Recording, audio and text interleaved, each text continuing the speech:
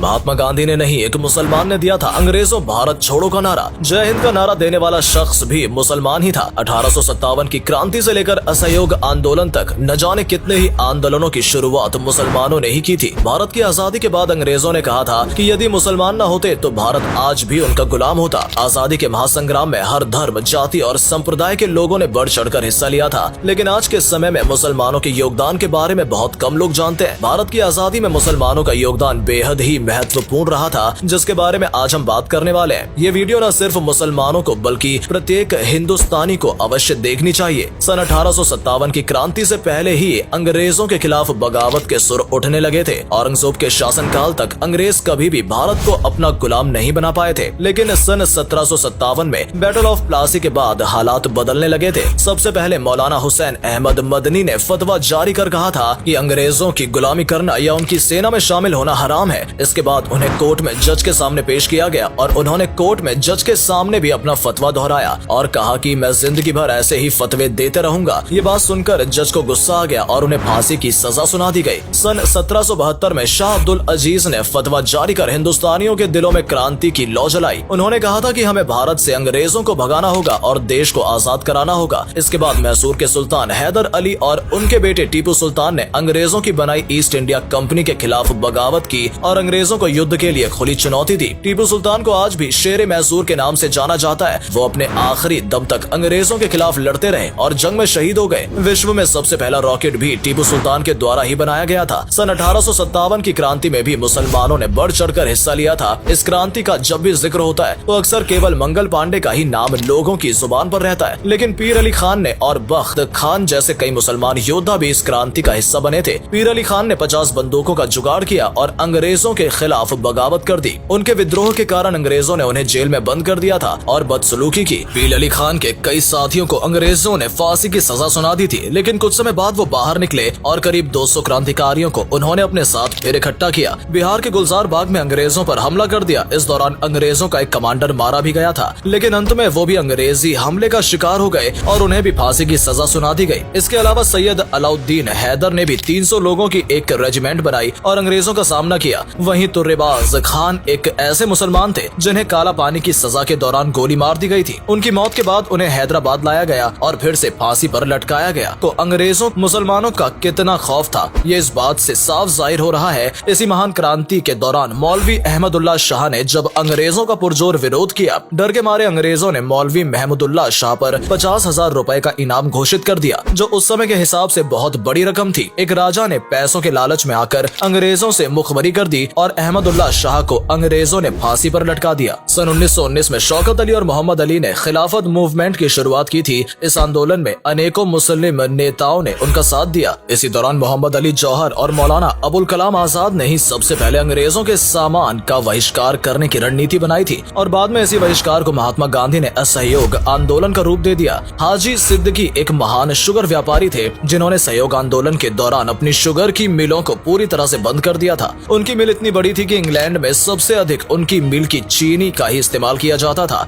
भगत सिंह को जब फांसी की सजा सुनाई गई थी तो उनका केस लड़ने वाले बैरिस्टर आसिफ अली एक मुसलमान ही थे। कई बड़े बड़े वकीलों ने अंग्रेजों के डर से भगत सिंह का केस लड़ने से मना कर दिया था। यदि उस दौरान शोभा सिंह केस में अपनी गवाही न देती तो भगत सिंह फांसी से बच सकते थे। मुसलमानों ने भारत की आजादी के लिए कई सारे नारे दिए जिनका इस्तेमाल खूब जोरों शोरों से किया गया। महान उर्दू कवि हसरत मोहानी ने सबसे पहले इनकलाब जिंदाबाद का नारा दिया था। इन्होंने आजादी की रूपरेखा तैयार करने में भी अहम भूमिका निभाई थी। अंग्रेजों भारत छोड़ो का नारा महात्मा गांधी ने नहीं बल्कि सबसे पहले यूसुफ मेहर अली के द्वारा दिया गया था। इन्होंने ही साइमन कमीशन का विरोध करते हुए साइमन गो बैक का नारा भी दिया था। आज के समय में पढ़ाया जाता है कि जय हिंद का नारा सुभाष चंद्र बोस ने दिया था, लेकिन जय हिंद का सबसे पहला नारा आबिद हसन सफरानी ने दिया था। कानपुर के रहने वाले अजीमुल्ला खान ने सबसे पहले मादरे वतन भारत की जय का नारा दिया था। बाद में कुछ सांप्रदायिक लोगों ने इस नारे में माता शब्द जोड़ दिया था। अजीमुल्ला खान ने ही भारत के लिए राष्ट्रीय गीत लिखा था जिसके बोल कुछ इस प्रकार है। इसकी रूहानियत से रोशन है जग सारा, ऊपर बर्फीला पर्वत पहरेदार हमारा। इसके अलावा सारे जहां से अच्छा हिंदुस्तान हमारा जैसा शानदार गीत लिखने वाले प्रसिद्ध शायर मोहम्मद इकबाल भी एक मुसलमान ही थे।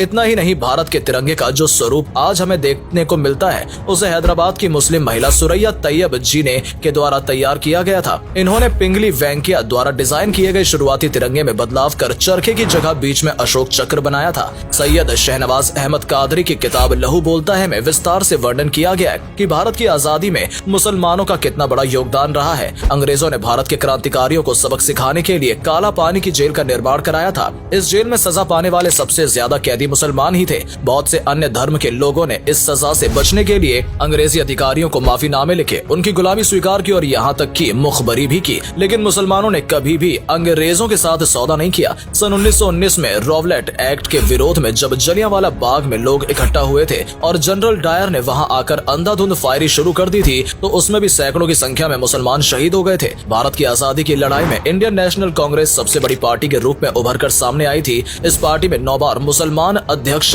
बने थे। साथ ही मुस्लिम लीग ने भी अंग्रेजों को खदेड़ने में अहम भूमिका निभाई थी। सन 1857 में उत्तर प्रदेश में दारुल उलूम देवबंद की स्थापना की गई थी। इसकी स्थापना मोहम्मद कासिम ननोतवी, फजलुर रहमान उस्मानी और सैयद मोहम्मद आबिद ने मिलकर की थी। बहुत कम लोग ये बात जानते हैं कि इसकी स्थापना अंग्रेजों को भारत से भगाने के लिए ही की गई थी। इस मदरसे का उद्देश्य ऐसे क्रांतिकारियों को पैदा करना था जो आगे चलकर भारत की आजादी में अपना योगदान दे सके, और ऐसा हुआ भी। दारुल उलूम देवबंद से पढ़ने वाले कई मुसलमान क्रांतिकारियों ने भारत की आजादी के लिए अपना सब कुछ न्यौछावर कर दिया था। अशफाक उल्लाह खान जैसे महान क्रांतिकारी को केवल 27 साल की उम्र में फांसी दे दी गई थी। सन 1921 में केरल के मोपला आंदोलन हुआ था, जिसमें हजारों की संख्या में मुसलमान वीर गति को प्राप्त हो गए थे और न जाने कितने ही मुसलमानों को जेल में बंद कर दिया गया था। डॉक्टर भीमराव अंबेडकर को पहचान दिलाने में भी मुसलमानों का अहम योगदान रहा है। साल 1946 में बाबा साहेब ने जब चुनाव लड़ा तो दलित होने के कारण उन्हें हार का सामना करना पड़ा था। इसके बाद मुस्लिम लीग ने उन्हें बंगाल के मुसलमान बहुल इलाके से चुनाव लड़वाया और उन्हें जीत दिलाई। इसके बाद ही बाबा साहेब अंबेडकर संविधान सभा का हिस्सा बने और आज उन्हें संविधान के जनक के रूप में जाना जाता है। हाकिम अजमल खान ने आजादी के आंदोलन में गांधी का भरपूर साथ दिया था। बहुत से लोगों का ऐसा भी मानना है कि इन्होंने ही गांधी जी को सबसे पहले महात्मा का टाइटल दिया था।